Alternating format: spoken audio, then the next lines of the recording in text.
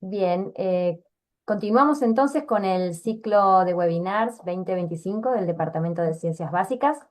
A continuación vamos a pasar a la tercera exposición del día de hoy, que se titula Anatomía venosa de los miembros inferiores y estará a cargo de Diego Grescow, quien es licenciado en Kinesiología y Fisiatría por la UBA, profesor nacional de Educación Física por INEP, expertise en rehabilitación vascular y dermatofuncional, especialista en kinesiología del deporte, ortopedia y traumatología, y profesor adjunto de la Universidad Nacional de Luján. Bienvenido, Diego.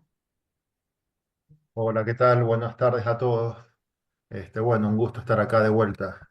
Este, bueno, ahí como decía Agustina, la charla que voy a dar hoy justamente es de esto, anatomía venosa de los miembros inferiores. Mm. Bueno, esta charla está basada sobre una investigación que se hizo en la universidad. Este, Están viendo la presentación, ¿no? Sí, sí. Sí, Diego, sí. Bien. Una investigación que se hizo acá en la Facultad de Medicina sobre la anatomía venosa de los miembros inferiores. Este, bueno, básicamente lo que voy a estar explicando es justamente esto. ¿Por qué? Porque es muy interesante verlo desde el punto de vista de lo que es la anatomía venosa. ¿A qué quiero decir? Que, por ejemplo, cuando uno ve un libro de anatomía, ¿no? Muchas veces un libro lo que hace es explicar, digamos, un modelo. Por ejemplo, una arteria tiene una vena, una arteria tiene dos venas. Y por lo general no es así. La parte arterial está muy, más bien, enfocada en un determinado estándar, digamos, pero la parte venosa no. Y tiene muchas variaciones, ¿eh? Entonces se tiene que tener en cuenta siempre, tanto la parte médica como desde la rehabilitación, comprender la magnitud y lo que es la diversidad que hay en las personas. Y justamente en este estudio, justamente se hace eso, ¿no? Se muestra la variabilidad que hay de la anatomía venosa, la duplicación, triplicación de las venas, que una comienza más abajo, más arriba, que puede estar ausente. ¿Eh? Por eso es importante saber esto en aquellas personas que, bueno, a la hora de hacerse alguna intervención o algo, tener este conocimiento. Eh, Más allá, ahora cuando vaya mostrando, más allá uno no se busca uno formar y capacitar en lo que es el nombre de las venas, ¿no? Pero bueno, yo las voy nombrando para que vean principalmente las principales. ¿M? Como también voy a estar pasando algunos resultados de estadísticas, son números, pero bueno, los números van a estar marcando justamente esto, cómo es la variabilidad que se da a nivel del ser humano con la parte de la anatomía venosa de los miembros inferiores. Y después, bueno, algunos muestras de preparados que están muy interesantes para ver estos modelos en vivo, que son preparados que se hicieron en Facultad de Medicina, que bueno, para hacerlo más interesante, porque a veces si uno no está bien metido en el tema, es medio difícil poder justamente acceder a esta información. ¿Eh? Bueno.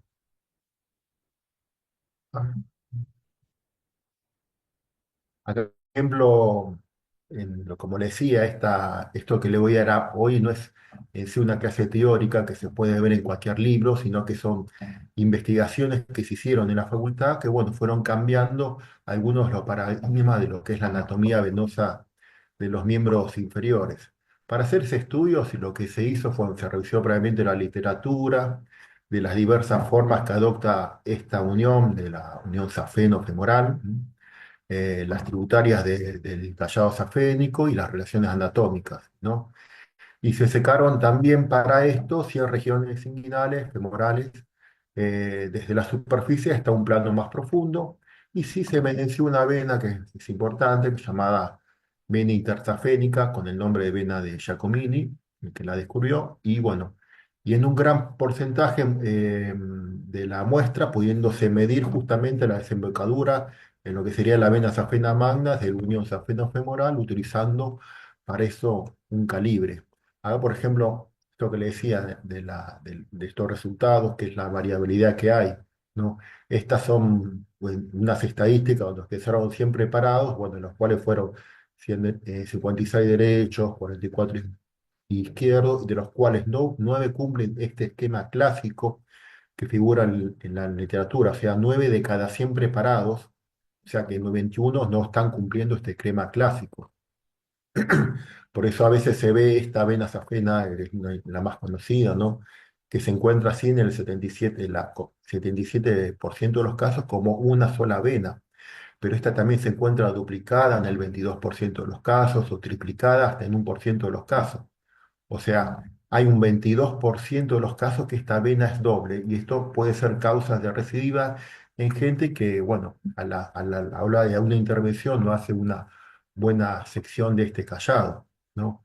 Acá lo mismo pasa con la vena pudenda que se encuentra única en el 58% de los casos, doble en el 25% de los casos, triple en el 7% y bueno, hasta puede haber una tercer pudenda en un 4% de los casos y de hecho ahí está ausente en un 10% de estos preparados.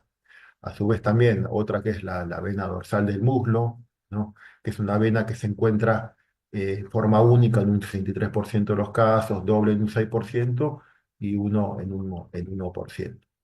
Entonces, bueno, esta vena de Jacobine, que es una vena intersafénica, es una vena que va por el lado interno y lo que va a hacer, va a ir a buscar a la vena safena externa. O sea, es una comunicación entre venas. De estos resultados se encontraron que la vena Jacobini en el 66% de los casos y sin esta vena en un 34% de los casos. Hay una distancia máxima en la desembocadura de esta vena que puede variar entre 13,2 a 0,7 centímetros.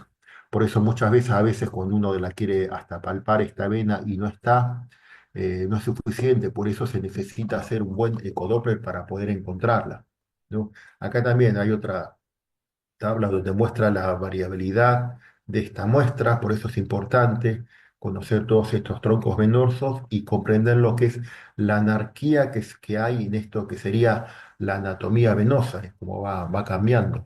¿Mm? Y esto, bueno, para empezar acá con algunos preparados, bueno, acá lo que se ve, por ejemplo, es la vena safena interna, ¿no? La vena dorsal del muslo, que son las más conocidas, ¿no? Acá arriba a la derecha la subcutánea abdominal y esta la circunfleja ilíaca. ¿Mm? Y esta que está acá, bueno, es la vena, la arteria, siempre se usa el color rojo como arteria, la arteria pudenda externa, que bueno, va cruzando la vena safena interna hasta la desembocadura en a nivel de la pelvis, que va a terminar a nivel de la espina ilíaca, ¿no? Esta vena dorsal del muslo, es la dorsal del muslo, va a ser que es la vena de Giacobini, también conocida, y la vena circunfleja ilíaca, esta es importante por su conexión que va a tener.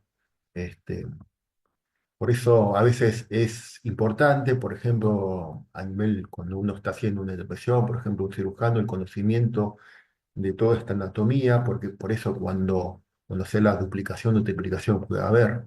Cuando se seca, por ejemplo, la vena safena interna, hay que tener cuidado justamente con esta que es la arteria pudenda externa, ¿no? Porque a veces esa es pequeña, si la llega a cortar, porque es muy chica y no está teñida de rojo como se encuentra acá en un preparado, acá en los seres humanos, sino que es más bien transparente.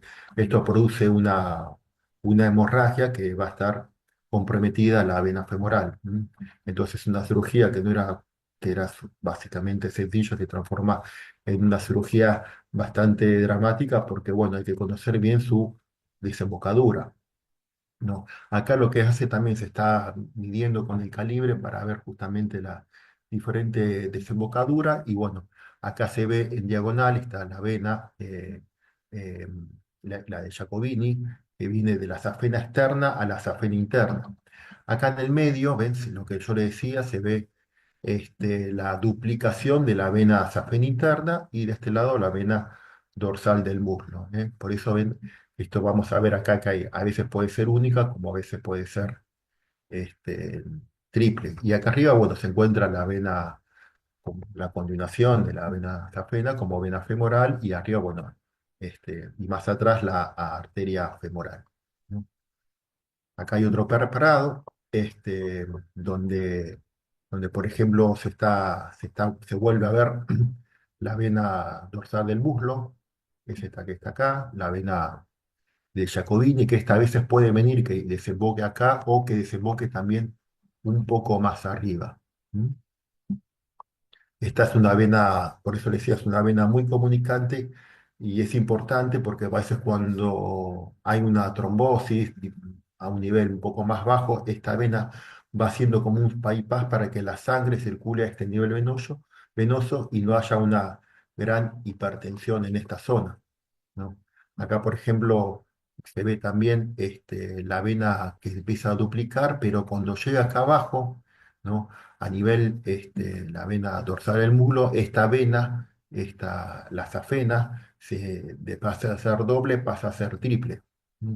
Por eso es muy importante cuando se hace antes de una cirugía, ¿no? Hacer una buena semiología de todo el sistema venoso superficial y hacer un estudio bien exhaustivo con un ecodoppler por medio de un cirujano vascular que esté bien formado en esto, porque a veces uno puede ser un ecografista que, bueno, que se dedica a hacer ecografía a nivel de útero, biliares o ecografía venosa, pero bueno, es importante que esté entrenado para saber si está duplicado o en este caso triplicado para que esté alertado al momento de hacer alguna intervención. Por eso cuando hay una insuficiencia en la vena, esta safena interna, que normalmente esta vena a veces se vuelve muy chica y más las que son duplicadas o triplicadas. Y si se saca y queda la otra, esta se puede hacer vicariante y bueno, con el tiempo crece y uno puede pensar que a veces que el cirujano no la sacó o que hizo alguna macana, pero en realidad no la vio. Y bueno, y esta que está acá es la arteria pudenda externa que está prácticamente presente en todos los preparados. Bueno, acá hay otra duplicación de la vena safena interna. ¿M? Acá se ve cómo sale la vena de Jacobini, ¿eh? Y bueno, y acá también tenemos vena Jacobini y vena dorsal del muslo. En este preparado que está acá, esto es una cirugía donde se está levantando con una pinza el callado de la vena safena interna, donde se ve justamente su duplicación. ¿Eh? Ese punto rojo que está acá es un láser, por eso a veces al pasar el láser, que se pasa de los pies o desde abajo de esta vena, si no está alertado de esta duplicación, y se liga, o sea, cuando se lo liga arriba, se lo liga por medio de una fototermoobliteración, esta vena puede quedar permeable. Entonces, por eso, al ligar una vena a nivel de este confluente, safeno-femoral, la otra vena, como decía, puede hacerse bicariente y crecer. Y con el tiempo, 6 o 8 meses, hacerse suficiente y por decir así, un gran inconveniente, ¿no? Por eso a veces, por decía, se puede pensar que no se la sacó o que el colega cuando hizo el Doppler no la ve porque a veces la otra es más pequeña. ¿Eh? Y en realidad se sacó la vena safena principal y la otra safena interna que es más chica quedó que es la que está duplicada, ¿no? Acá también, en objetivos, ¿no? de este trabajo es ver y exponer la relación anatómica y las conexiones que hay a través de esta safena magna, ¿m? La safena magna infrapatelar con el sistema venoso de perforante y sus implicaciones fisiopatológicas que tiene. Este trabajo se hizo porque, bueno, sí hay dos tipos de venas perforantes, las que son venas perforantes directas que conectan el sistema venoso profundo con superficial, y la sangre va a ir como de superficial al sistema profundo. Cuando se invierte este flujo, o sea, cuando esta vena perforante está enferma y insuficiente, cosa que no pasa con el sistema linfático, porque el sistema linfático es un sistema de soporte que a veces que el sistema linfático hay perforantes que pueden ir de superficial a profundo o de profundo a superficial. En el sistema venoso no, solamente van de superficial a profundo. Después también las venas comunicantes que conectan el sistema venoso superficial con otro sistema venoso superficial o el sistema o comunicantes que comunican el sistema venoso profundo con otro sistema venoso profundo. Y después, bueno, también ¿qué significa? Hay venas que también son indirectas, perforantes indirectas. O sea, venas que van de la vena profunda hacia una vena muscular. Hacen anastomosis con unas venas que son musculares y esas venas musculares, de las venas musculares sale una perforante que va a ir luego también como una comunicación al sistema venoso superficial. Pero en sí las venas perforantes, estas que indirectas, que si bien son importantes, no son tan importantes en la descripción de una patología como sí son las venas perforantes directas. En este estudio que se hizo acá, eh, se hizo una inyección con el método de Patent, donde está todo transparente, y bueno, acá en el medio se ve la vena safena interna, atrás el arco de Leonardo, también conocido que es el arco anastomótico posterior, y bueno, acá abajo en la planta del pie, la vena plantar interna, ¿no? Y bueno, se van viendo todas las perforantes como van a la safena interna. Este trabajo se hizo porque hay, bueno, hay una descripción más anterior de un doctor llamado Cocket, ¿no? Que hablaba sobre las venas perforantes directas y decía que las venas perforantes directas van directamente del arco de Leonardo o arco venoso posterior y, y no tanto a la vena safena interna. Lo que pasa es que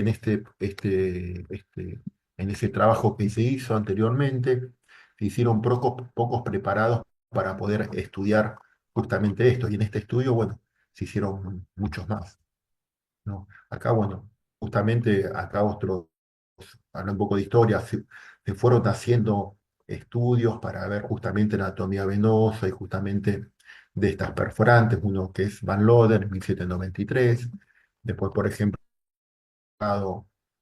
también de 1853, por eso a veces siempre es importante cuando se hace un trabajo ver la historia, porque siempre a veces pasa que hay un historiador que ya algo vio y algo estuvo encontrando. Este es otro de 1855 de la Gacetilla de París, donde bueno, se están viendo también las venas perforantes. Y bueno, y esto es lo que decía este doctor Coque, que bueno, acá tiene la vena tras el arco de Leonardo. Se llama de Leonardo porque lo descubrió sí Leonardo da Vinci, que sería el arco venoso posterior de la pierna.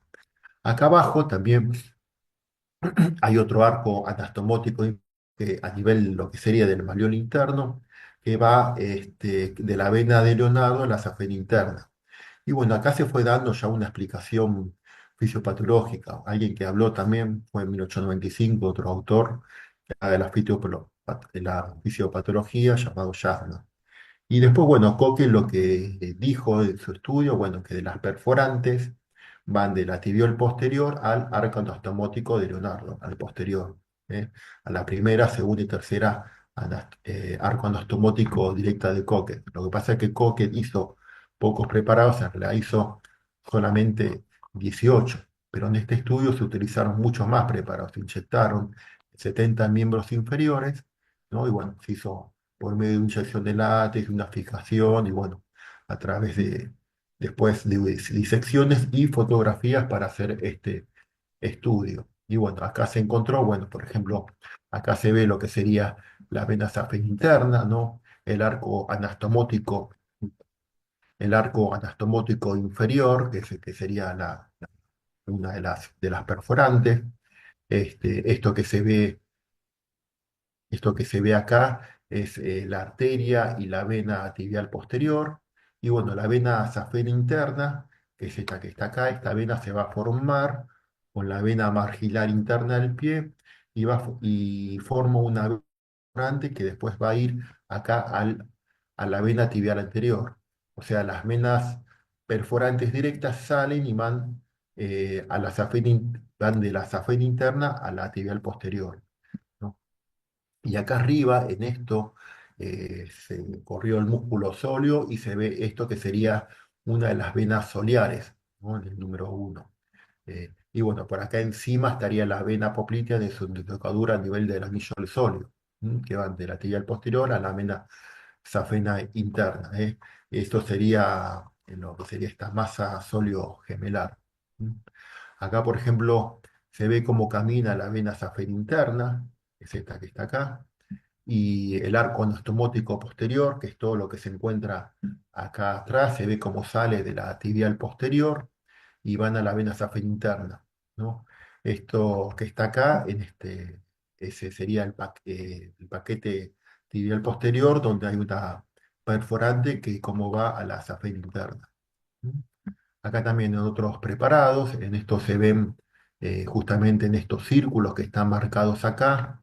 De abajo sería la perforante inferior, el otro sería la perforante media de Cocket, después arriba una perforante superior, y acá la otra perforante más la descubrió Boyce, que está justo debajo de la articulación de la rodilla. Y esto es interesante ver esto que se conoce como suela plantar de Lechard, que es superficial, que es muy importante en lo que sería la rehabilitación. Por eso es importante verlo en este preparado.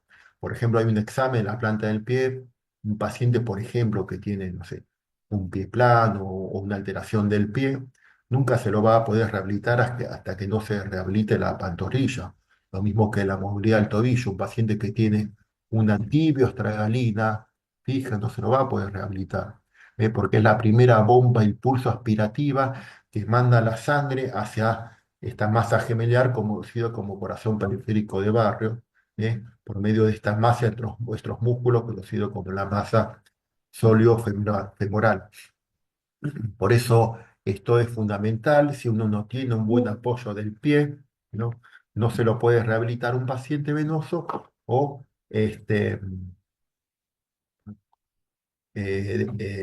porque siempre va a haber como una rémora permanente en la planta del pie y cuando, por ejemplo, se hace una fleborarritmia convencional del pie, se va a encontrar este reflujo que existe en la planta del pie en pacientes que justamente no tienen un buen apoyo plantar, ¿no?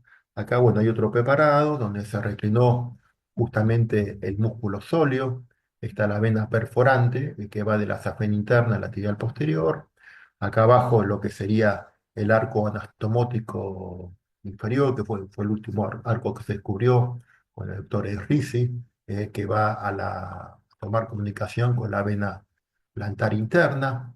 Entonces, acá se fueron describiendo las perforantes y justamente en este estudio también se mostró que hay perforantes que no son constantes en todas las personas, como estas perforantes tienen es un mecanismo de sistema amortiguador que acá como se ve, por ejemplo, hay algunas que se encuentran, la vena safena magna infrapatelar se encuentra que está justo debajo de la orilla en el 100% de los casos, a tibiales posteriores está en el 97, tibiales anteriores en el 91, y acá es como va ascendiendo estas perforantes. Por eso, justamente en este estudio se hizo, en la discusión se constata que en esta muestra de la investigación, la relación directa que presenta la vena safena magna infrapatelar con este sistema de perforantes y a través de ella con el sistema venoso profundo. En la actualidad, a pesar de contar con bases anatómicas y fisiopatológicas concretas, existen divergencias terapéuticas en el tratamiento de este segmento infrapatelar de la vena safena magna, que en ocasiones limitan con la iatrogénica, producto a veces del desconocimiento de otras limitaciones de los profesionales. Acá, por ejemplo, se ve cómo está ingresando con un láser en una vena perforante para hacer justamente una ablación de esta vena. Acá también se ingresa con el láser a la vena safena interna. Y bueno, esta discusión es porque, bueno, justamente había muchos médicos que dicen que, bueno, la vena safena interna infrapatelar, la que está debajo de la rodilla, era un tubo inerte que no tenía en sí un sentido fisiopatológico importante y bueno, y que cirugía bárica se la podía dejar sin ningún tratamiento, pero ya no es tan así, porque la vena safena interna infrapatelar va a drenar una importante cantidad justamente de venas perforantes. Acá hay otro preparado, que bueno, acá atrás se ve justamente el arco de Leonardo y con las venas perforantes van a la safena interna, ¿no? En el muslo, esta que está acá es la vena de Jacobini, que es la comunicación que va a tener. Entonces, esa vena safena interna, luego, que cuando, como sistema amortiguador, esta vena safena interna, bueno, va a ir drenando a la vena femoral y bueno, cuando llega a la arcadia inguinal, va a cambiar de nombre, llamarme ilíaca externa, para luego, posteriormente, formar la vena ilíaca primitiva. Acá también se encuentra en el triángulo de Scarpa, acá se sacó un músculo llamado sartorio, y bueno, se encuentra justamente la vena femoral, acá atrás la arteria femoral, ¿no? Este, acá vamos a encontrar el nervio, el nervio femoral, y bueno, acá se encuentran también otros músculos, bueno, atrás vamos a encontrar el músculo psoas-ilíaco, un poco más adentro el músculo pectíneo, y bueno, y esto que está acá arriba sería la arcada inguinal. ¿M? Acá tenemos otro preparado, este es un preparado un adulto, donde se ve la vena safena interna acá en el medio, y por dentro viene justamente la vena de Giacomini o vena intersafénica. Hacia arriba, esta que está acá, es importante porque bueno, es la vena circunfleja ilíaca que va a ascender, y muchas veces va a ser una anastomosis, como una comunicación, ¿no? Por un bypass, o sea, es con una vena afluente que se va a comunicar con esta vena axilar. Hace justamente con un bypass con esta vena axilar. Y acá van también acompañando a esta vena circunfleja ilíaca las corrientes linfáticas que van desde el abdomen hacia los ganglios inguinales, que es muy importante a la hora de una patología, un cáncer a nivel en esta zona, donde es un medio de comunicación para poder drenar por vías linfáticas. Bueno, acá está de vuelta la arteria pudenda externa, que viene de la femoral y se va dirigiendo hacia arriba. Y bueno, y está también la vena circunfleja ilíaca. Acá el mismo preparado un poco más de cerca, se va viendo la vena femoral, la vena safena interna, ¿no? Y bueno, acá arriba está la subcutánea abdominal, ¿m? La arteria pudenda externa superficial, y estos que están acá son los ganglios inguinales, ¿eh? Son muy importantes en la hora de ver la parte linfática, ¿no? Bueno, acá también otro preparado, acá se encuentra la vena safena interna, ¿no? Acá se viene la vena de Jacobini, la vena dorsal del muslo, y bueno, acá se ve cómo va cruzando de vuelta la arteria pudenda externa, y hacia acá se encuentra la arteria subcutánea abdominal, y bueno, y esta es la circunfleja ilíaca. Esto que está acá, miren esto porque, bueno, a veces cuando se habla de fascia, se ve la vena safena interna, y esto que está acá, que es un Doppler, se ve esto conocido como ojo aponeurótico. ¿M? Esto que está acá sería una fascia. Así que esta fascia está disecada, y, bueno, se la acomodó para poder ver la vena safena interna. ¿M? Se ve la fascia y se ve con esto que se le conoce como ojo aponeurótico, a veces le dicen ojo egipcio, lo que hacen ecografías. Bueno, la vena safena interna, esta va atravesando luego a nivel más arriba la fascia cribiforme, que sería el piso de lo que es el triángulo de Scarpa. ¿M? Es el anillo más grande, y bueno, que después más arriba atraviesa otra fascia que sería el anillo de Lambert. ¿M? Y bueno, para desembocar esta vena, la vena femoral. Acá se ve otro preparado, se ve bastante bien. Acá se ve cómo la perforante, cómo va a la tibial anterior, que es la que está acá, ¿no? Más abajo se ve el arco anastomótico inferior, cómo va a buscar la tibial posterior, es esta, y bueno, la safena interna que se encuentra acá en el medio. ¿M? También se fue corriendo el arco, el solio, para ver justamente este arco de Leonardo. ¿M? Bueno, acá se ve y se muestra estas perforantes, cómo van a la safena interna. ¿M? Acá tenemos eh, esta masa soliogemelar con el confluente soliogemelar. Y bueno, acá en el dorso del pie hay otra vena importante. Cuando se ligaba a veces la safena interna anteriormente, hay que ir a buscar esta perforante que va ahí después de desembocar también en la antibial anterior. Porque si se la cortaba y no se tenía en cuenta esta perforante, que tiene una comunicación directa con la tibial anterior, se hacía un hematoma. Con el tiempo se iba haciendo un hematoma muy grande, a veces se lo hacía enseguida, y bueno, y era bastante doloroso, ¿no? Acá se ve de vuelta la fascia, la comunicación del sistema venoso, venoso superficial con esta suela venosa plantar. Por eso la importancia de esta suela venosa plantar como primera bomba aspirativa del miembro inferior, donde, bueno, próximamente en el próximo webinar voy a hacer justamente de esta teoría, una aplicación práctica de lo que sería todas las bombas de impulso aspirativos que forman justamente todas estas venas. Bueno, acá se ve cómo se está canalizando con una fibra óptica del láser estas venas.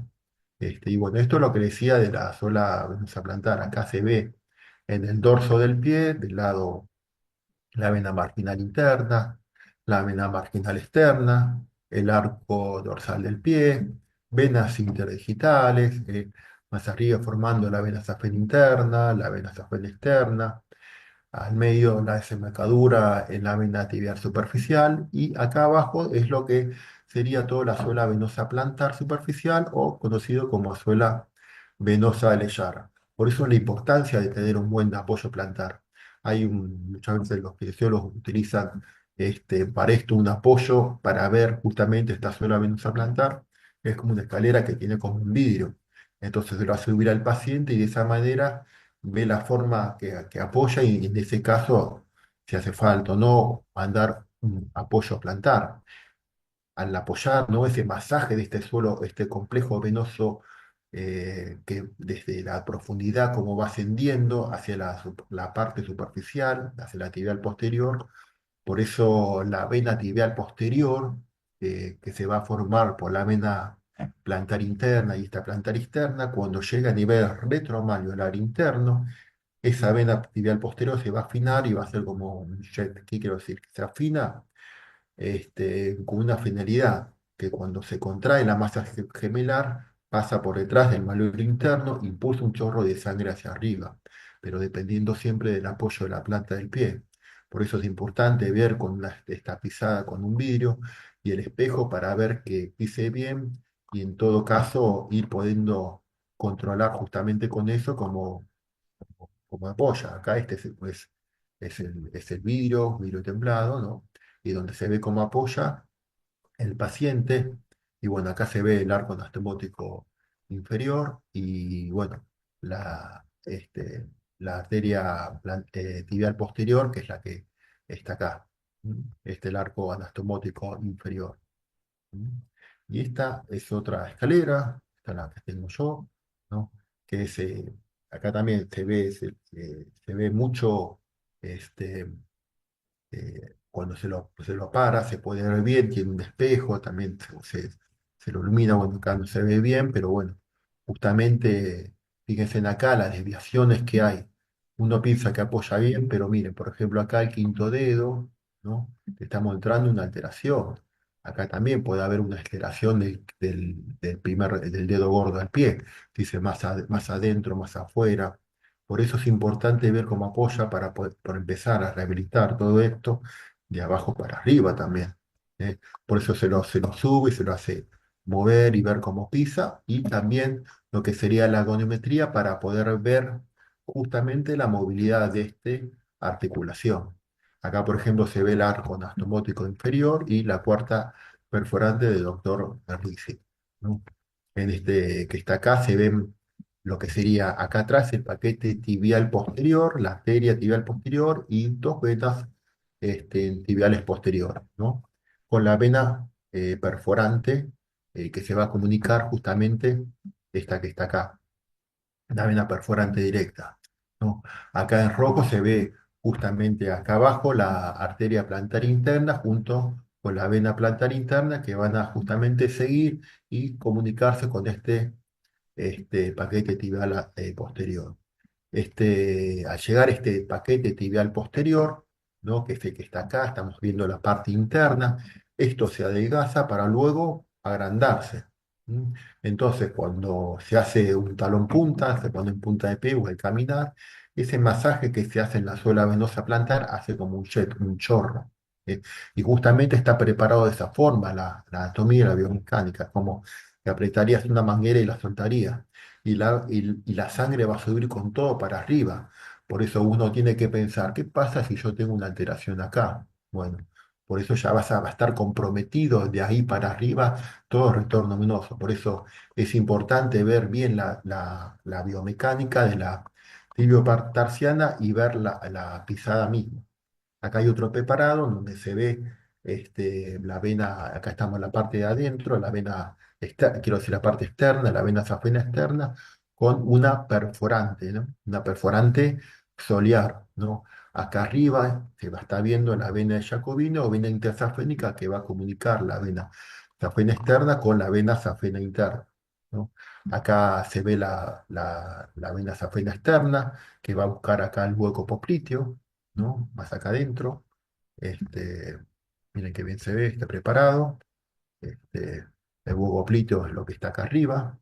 Y acá, bueno, vemos de vuelta la vena safena interna, es otro preparado donde se va viendo acá atrás el paquete tibial posterior con las dos venas tibiales posteriores, arteria y vena.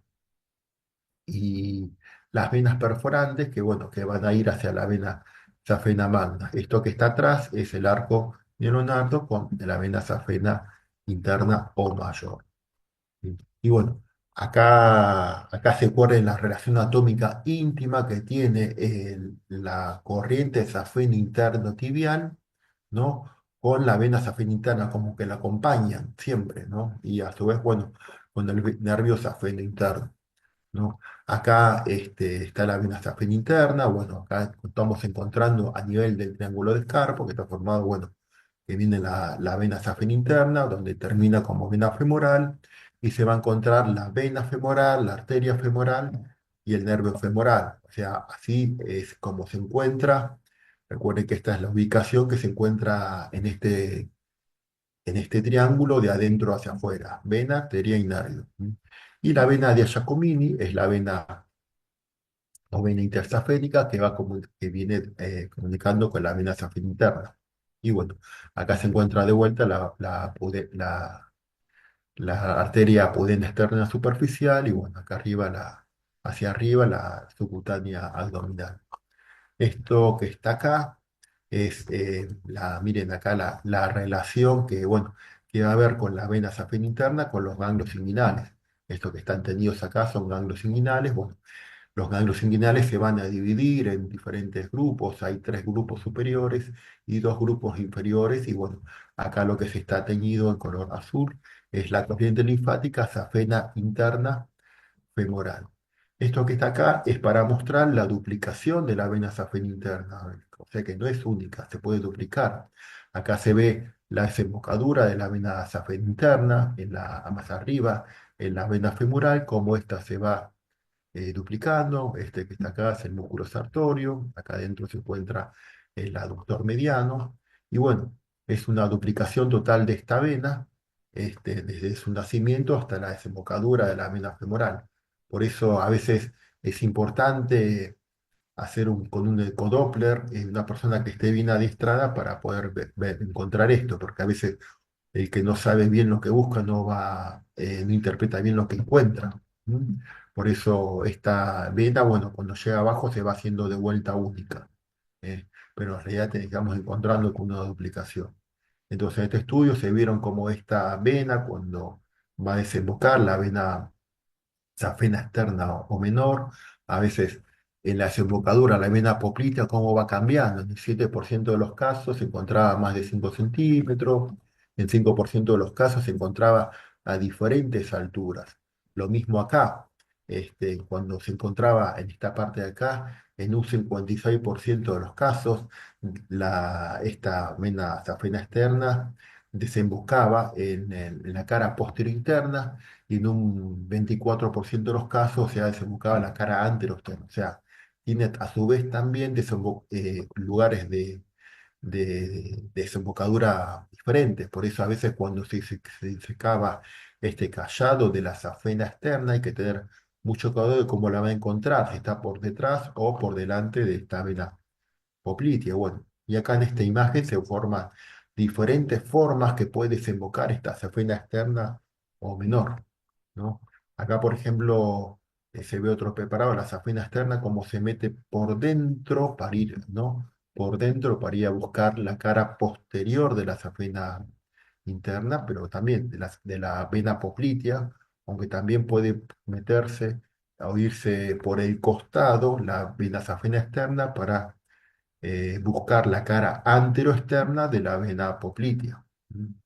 Acá, acá se ve cómo la safena externa se va haciendo más profunda y va haciendo como un callado, ¿no? Para siguiendo derecho para buscar la vena poplitea para luego seguir derecho y continuarse como vena femoral. ¿Mm? Acá, por ejemplo, se ve como la safena externa va a desembocar este, en la poplita, y acá, estos que están acá, son los que conocidas como venas soliares y venas gemelares, que hacen como una V, y esto es muy importante porque son venas que están más adentro del músculo, la masa gemelar, y bueno, son una causa muy importante de la trombosis venosa profunda. Por eso a veces cuando uno tiene un problema en la masa gemelar y hay tensión, estas son venas que sirven como un buen sistema de amortiguación para justamente evitar esto. Acá también se ve la desembocadura, la vena safena externa, la vena poplitea a nivel de la cara anteroexterna. Y bueno, acá a la izquierda, bueno, se ve la vena safena interna. ¿Mm? ¿Qué más? Bueno, acá en este preparado está la vena safena externa menor, ¿no? Que va a desembocar justamente acá arriba en la vena poplitea, en la cara anteroexterna, y bueno, teniendo así una relación íntima con el nervio safeno externo. Acá también la vena safena externa, miren este preparado, se ve cómo nace de abajo la vena safena externa. La vena safena externa va a tener, también como me había hecho antes, dos orígenes: la vena marginal externa del pie y la vena plantar interna, que va a formar la vena tibial posterior, ¿no? Acá también se ve el paquete tibial posterior, pero también además están los retrocolectores que van a dar orígenes también, formando y uniéndose para dar origen a esta vena externa. Bueno, acá la safena externa de vuelta, tiene diversos nombres, esta va ascendiendo, y bueno, y el nervio safeno externo lo va a estar acompañando.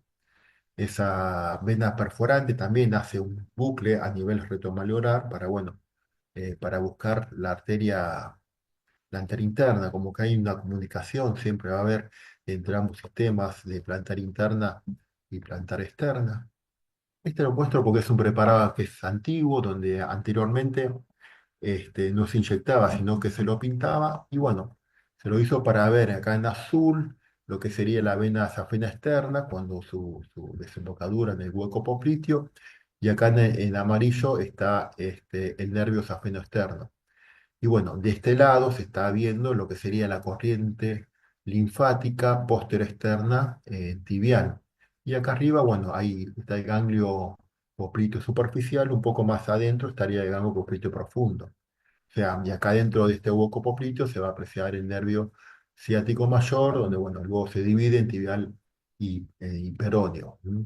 Eh, a veces los ganglios linfáticos siempre se van a encontrar, ¿no? Cuando termine una corriente linfática, no va a haber ganglios a nivel, por ejemplo, retromalleolar, sino que se van a encontrar en la penalización, justamente atrás. Por eso a veces pasa que cuando hay una alteración de la rodilla que se ve para atrás, conocido como geno recurvatum, el retorno venoso como linfático se va muy comprometido, que tienen mucha extensión de rodilla, ¿no? Y bueno, las perforantes directas más frecuentes, bueno, en el muslo la de Hunter, y en la pierna, bueno, las que estuve nombrando, algunas Boyd, del vértice, las de Cochlear y la cuarta perforante.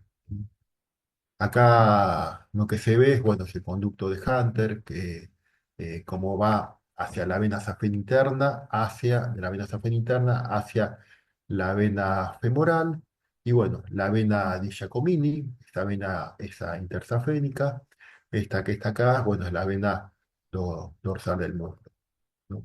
Y bueno, en este preparado se ve el sistema de venas perforantes, la perforante media. ¿M? Acá atrás sería el arco anastomótico posterior, y bueno, acá abajo sería la cuarta perforante, ¿no? Y esta que está arriba es la perforante de Boyce, ¿no? Que va de la safena interna desde la tibial posterior, ¿no? Y está muy cercano, lo que sería a nivel de la articulación de la rodilla. ¿Mm?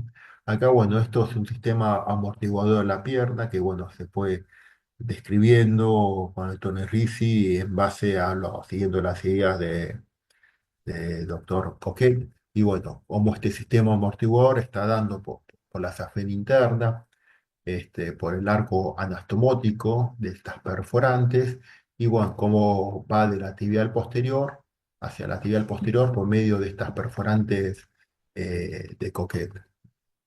Bueno, acá tenemos este sistema venoso de perforantes. Este es el arco anastomótico de Leonardo posterior, que van a la vena, a la safena interna. Y a ver, bueno, acá hay otros más sistemas de perforantes. Esto a veces es bueno mostrar porque, bueno, cuando uno muestra imagen queda como más grabada. Bueno, acá están el sistema de perforantes. Está la perforante que va, sistema de comunicación que va a tener a nivel la cuarta perforante de Ricci, ¿no? Acá abajo se ve cómo va a tener su comunicación con la zona venosa de Charles. Y bueno, acá se ve cómo se mete hacia adentro, otra de las perforantes medias, ¿no? Este, también se ve la plantar, esta que está acá, la vena plantar interna profunda con la arteria plantar interna y que van a formar después las tibiales posteriores. Por eso se observan acá a nivel de la planta del pie, las venas plantares forman luego a esta parte de acá, detrás del malleolo, como una estenosis, la chica, como si fuera una manguera, por detrás del malleolo interno.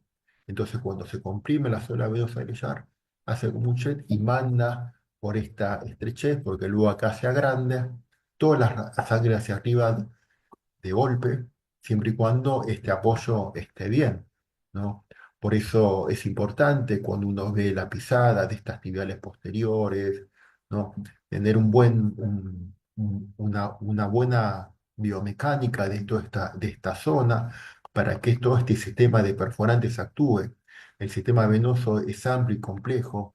A la hora de una intervención, a la hora de un tratamiento, es importante bien y conocer justamente todo esto. ¿Mm?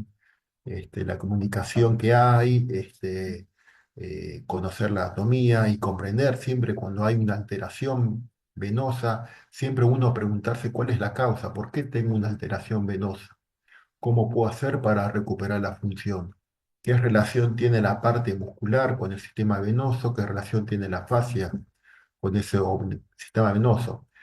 A veces, anteriormente, siempre bueno, lo que se hacía era que sacaba la vena safena interna, que se la sacaba cuando estaba enferma, y, bueno, a veces para evitar este reflujo venoso, pero, o sea, no se va a sacar una vena antes como se hacía antes, anterior. Después, últimamente ya se está sacando solamente esa parte, a veces a nivel infrapatelar o una perforante, pero el concepto principal que va a haber siempre es cuidar el capilar venoso, ¿m?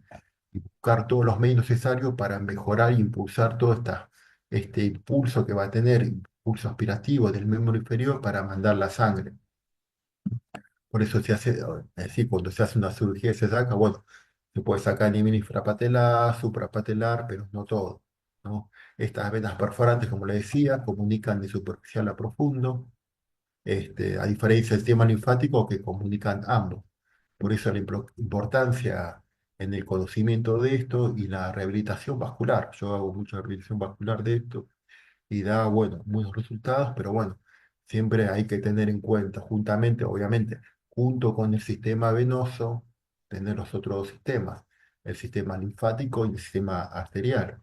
Cuando uno quiere comprimir, es muy bueno comprimir el venoso y el linfático, pero no comprimir el profundo. Por eso a la hora de ponerse medias o cosas así, se tiene que tener en cuenta eso. ¿Mm? Así que bueno, muchas gracias y bueno, eso espero que le haya gustado. Bueno, Diego, muchas gracias a vos por compartir con nosotros tu conocimiento tan preciso. Y bueno, hay algunas intervenciones en el chat. Hay una pregunta de Gustavo Moreno. ¿Qué medidas preventivas se pueden tomar para evitar cirugías venosas? Claro. Siempre uno tiene que buscar justamente pensar de dónde viene la causa. A veces uno hace el recorrido y tiene que pensar la función. La función del sistema venoso es mandar la sangre de la periferia al centro, desde los pies hacia el corazón de retorno. Entonces, ver que en ese mecanismo no haya obstrucciones. Las obstrucciones pueden estar a diferentes niveles.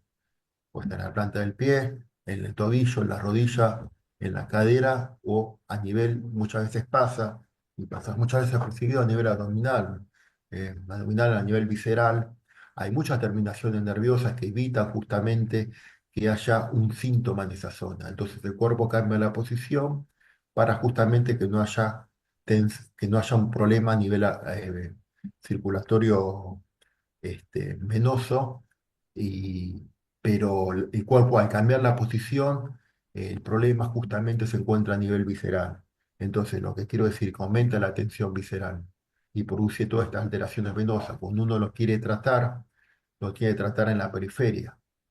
Y no, justamente tiene su recorrido, pero justamente detectar el origen de esto. ¿Mm? Y después, bueno, hay todo un proceso de rehabilitación, buscando justamente la movilidad, la fuerza, pero justamente la libertad del movimiento. El sistema venoso es un sistema que va a funcionar justamente con un montón de mecanismos para mandar la sangre. Y uno de los principales es el sistema amortiguador dado por la parte muscular. Pero la parte muscular tiene que estar liberada, o sea, con una buena movilidad en todo su recorrido desde los hombros hasta los pies, porque no solamente los miembros inferiores. Todos los músculos están comunicados y se funcionan como una unidad.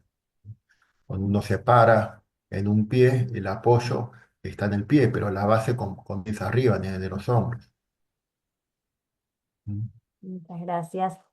Gustavo también pregunta, ¿una ablación de la vena safena interna puede influir en la presión arterial?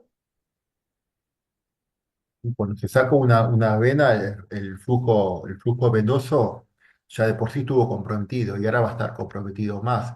Obviamente la sangre va a querer buscar otro mecanismo de soporte y de retorno. Mm. Ese mecanismo de retorno lo van a tener que tomar otra vena. Si sacan la vena safena interna, la vena safena externa van a tener que funcionar más y va a tener que funcionar otras venas más, como por ejemplo la vena de Jacobini y la vena intersafénica. Entonces, uno tiene que tener una buena base de rehabilitación, o sea, cuando se saca una vena, no es así nomás, me sacaron la vena y listo. ¿Mm? No, tiene que continuar de por sí con un tratamiento de rehabilitación, es como un paciente diabético. El diagnostican diabético, más allá de la medicación, todo tiene que hacerlo de por vida y no puede dejar porque la diabetes aumenta. Acá lo mismo, sacan una vena.